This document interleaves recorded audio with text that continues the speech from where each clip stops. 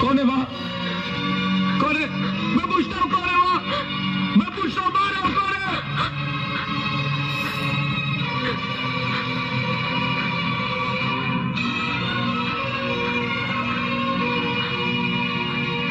मैं पूछता हूं कौन हो तुम? अरुण, ये मेरी दोस्त है अरुण। दोस्त? हाँ, लेकिन इसकी आवाज मुझे लगा कि ये सपना है। नहीं मेरे दोस्त, तुम सपना को बहुत चाहते हो ना, इसलिए तुम्हें हर किसी की आवाज सपना जैसी लगती है। सपना? ये सपना कौन थी? मेरी मेरी मेरी अपनी।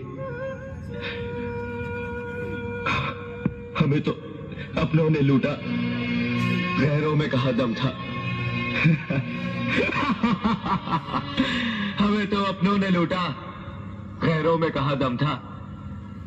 मेरी किश्ती थी डूबी वहां जहां पानी कम था।